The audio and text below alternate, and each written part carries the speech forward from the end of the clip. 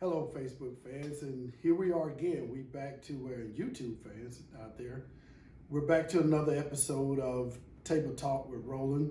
Uh, Today is a special day for me because I've been knowing this young lady for a long time. I've seen her kids grow up from a little itty bitty something to grown folks now. And that's one thing that we have in common, that we are military, and we'll get into all of that. But again, been knowing them for a very long time. I've seen her husband go from a captain in the military to a colonel in the military. So it's just a bond that we have. But we're here to talk about something that's near and dear to her heart, her family heart, and even to my heart, because I'm part of that family. And so we're talking to none other Miss Jessica Voorhies and her husband, Colonel Voorhies. Welcome, Jessica. Thank you, Roland. This is pretty Thank you awesome. for having me. I think you're making me a little nervous. Believe that or not, because we've been friends for so long. I've been your trainer for so long. You were stationed here, you guys left, you came back, Right. and it's like one of those big happy families that never end. That's true. But I'm gonna let you talk about all of that. I'm gonna let you introduce yourself, and we're gonna talk about, so I know some of you are wondering how is this tied into health and fitness, but I'm gonna let Jessica tell you that. And we're just gonna have a casual conversation. All right, sounds good. Yes, ma'am. Well, as you know, we came back almost 4 years now. Mm-hmm. And when I got back here to Georgia, we came right back to you, Dave and I did, to start working out again. And I had said to you, Roland, I think while I'm here, I'm gonna end up needing a kidney transplant, which I have what's called polycystic kidneys. It runs in my family. My brother has it. My mom had it. My grandmother had it. It just runs down the line of the family. And so we worked really hard to build muscle, build endurance, work on cardiovascular, strengthen the heart, do everything we could in case something like that happened. Well, January 2019, my kidney function dropped to 20%, Wow. which at that point, you can get on the kidney transplant list and do what's called a preemptive kidney transplant. However, you gotta have somebody willing Yes. and able to donate one of their precious kidneys.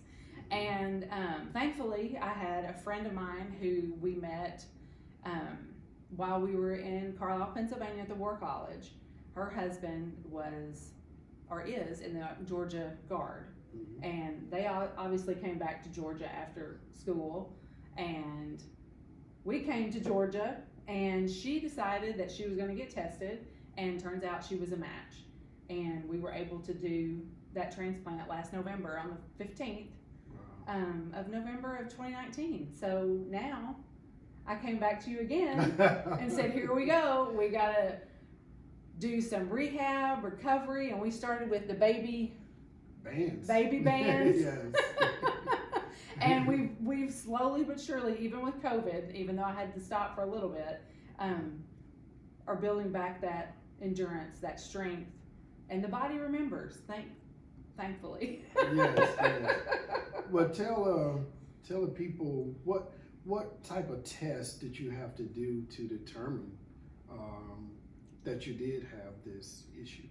Well, when I was 24, my blood pressure started going crazy. Mm-hmm. And the doctor's like, this really not something that should be happening. And I said, well, I do have a family history of this polycystic kidneys. And he said, well, we probably should just test and see.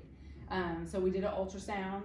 And even to the naked eye, somebody who's not trained in that, you can tell that there's something not right. Yeah. And then my kidney function at that point was okay, but my blood pressure needed to be controlled. Mm-hmm. So we went on blood pressure medication, and then just kind of went on about my life. Mm-hmm.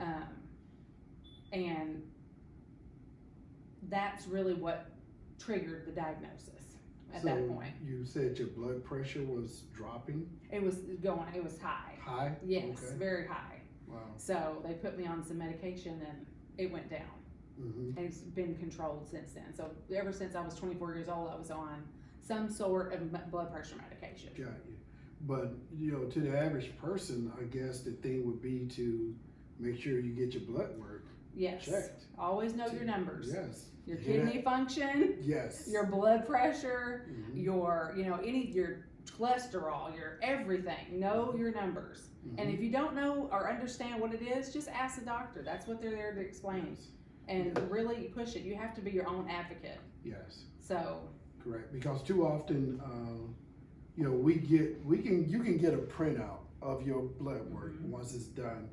And it has a bunch of letters and all of that stuff on there, several pages that you probably don't even understand. But like Jessica just said, if you talk to the doctor, nurses, Mhm. they can tell you what all those things mean and where you need to be watching if something Right. is elevated or not where it's supposed to be, so you can kind of, like you said, control your own life. Yes, you and know? be compliant.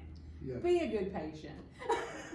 Yes. We Yeah. want everybody to know that their insides are just as important and what you're working towards the outside. Yes. It's got to be, you've got to be compliant and do what the doctor says. They don't tell you things to make your life miserable. They tell you to keep you alive and keep you healthy. Well, they tell you the truth. That's right. Some people don't want to hear that, but it's the Yes. truth. Yeah, and I go back to when we first started training all the way up to this point.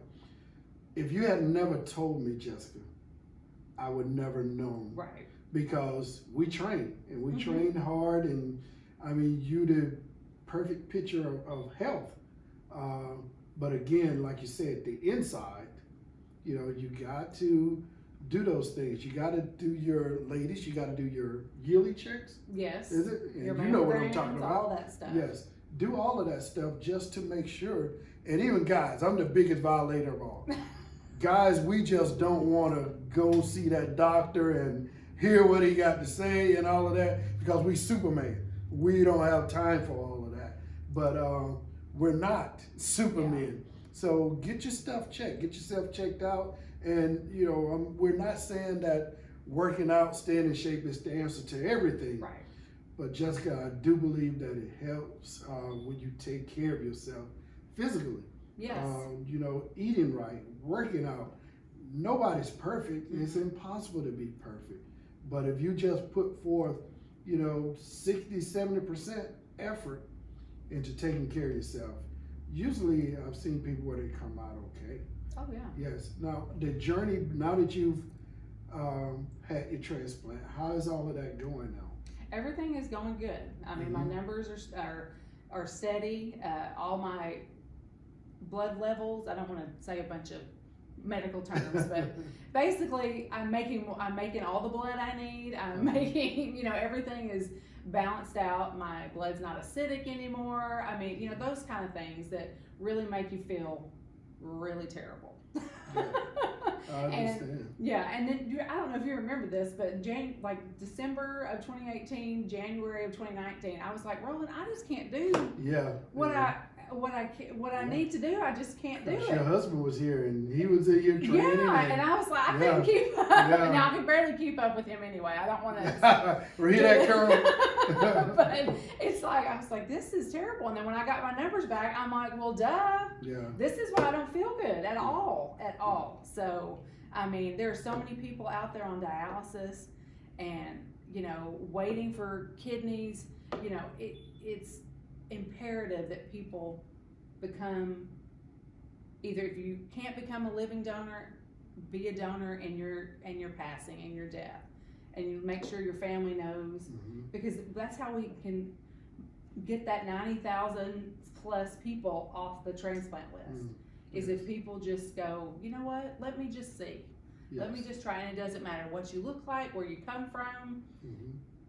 We're all genetically mingled. We Right. can match. Right, So, right. I mean, it's pretty amazing what they can do. Right. So. And so now we fast forward to where we are today. And like I said, they rolled back. We started out with just doing some bands. Yes. And I was a little weakling. yeah. Yeah, because I was so used to Jessica. We'd get back down to leg press and do 300-400 pounds easily. Remember we used to run up and down yes, the sidewalk from here to Walmart. Well, and the Colonel would go all the way down to Chick-fil-A and further, Colonel. But I remember all of that stuff. And like I said, Jessica, if you never told me, there's no way I would have ever believed it. But now we're back to doing those things that we normally would be doing. Still not up all the way to the capacity. Right. But I've seen you go from bands. We're back to the other day. We did 315 on the leg press. Yeah. So we're getting back to what is considered normal, but still knowing that we still have to take steps and let your body still do what it has to do, because even now you still have to go back for checkups, correct? Yes. So I'll go, I went to Atlanta last week, and that's met with the transplant team, and they're like, all right, you don't have to come back here for another year, but you have to see your nephrologist in Columbus, which is Dr. Safar, which he's a wonderful doctor. He's the one that pushed the preemptive. He's like, you got to get on this list, you got to do this, you got to do that, you got to do this. So I'm very thankful for him. And see him once a month and do your blood work once a month. Got you. Drink gallon or more water. Ooh, that sounds like something that we preach. That's right. Push that water through that kidney. It's like, and through the rest of the body, just push. So, I mean, just things like that you should be doing regardless. Yes. What's your, even though I already know the answer, but we're going to say anyway, what's your eating plan kind of like now? Well, basically, egg whites, maybe some toast, egg whites, some oatmeal in the morning, lots of fruits and vegetables, lean protein, chicken. And fish, shrimp. I don't really do red meat, just because I prefer chicken over a steak or whatever. And just making sure watch the sodium. Okay. I mean, especially, I don't know if I'm more hypersensitive now, but like if I go out to eat, I can tell almost immediately. I'm like, oh, this is a little swelly fingers and whatever. So it's very interesting how the body's like, no, that's not okay. What are you trying to do? So it's like, okay, so we don't do that as much. Yeah. It's like we just cook at home. Yes, and we're gonna wrap this up, but one thing, you are a military spouse. Yes. And even I know, and my wife knows, and thank you, honey, for your service. But thank you, Colonel, also for your service. The role of a spouse for a military person, with you going through what you're going through, talk a little bit about what you have to do, the role you play as a spouse. Well, definitely there are certain expectations, whether it's, now this, with COVID and everything going on, things are not as crazy. But, there's social obligations.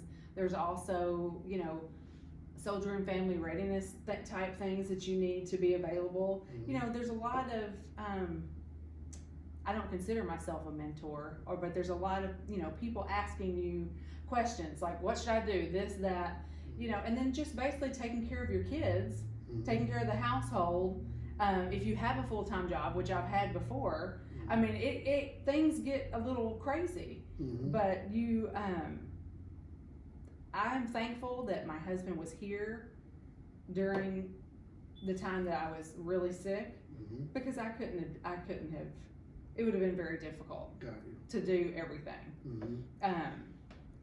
And there's, thankfully, sometimes you can just say no. Yeah. Yes, you can. You can just say, you know what? I'm not feeling that today. Yes. But, but as you know, the military family, no matter what, we're gonna take care of each other. Exactly. Yes. I mean, just the sheer fact that I had an Army sister of mine donate a kidney to me Yes. is, proof positive that we will take care.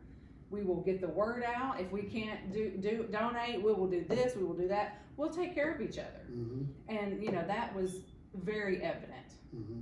in this community. It's at Fort Benning and beyond, with people that I didn't even know that, were either in the Army or a spouse of a soldier Mm-hmm. that said, hey, I'll volunteer to do this, or I'll, get tested. Right. So, and just the sheer amount of prayers and just Yes. good Yes. thoughts Yes. that we got Yes. from our military community was amazing. Wow.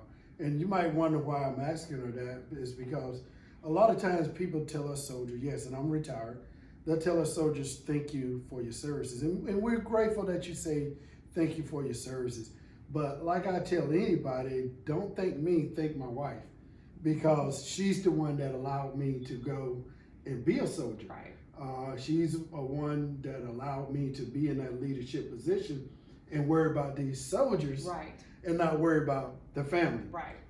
When I was not here, she took care of everything, and I know that's what you've done quite a few times with him being in the position that he's in. But the spouse plays a role that you guys would never understand unless you are in that position. So again, I thank you for your services and the things that you do, because having this issue and still have to do those things, Jessica, that takes a strong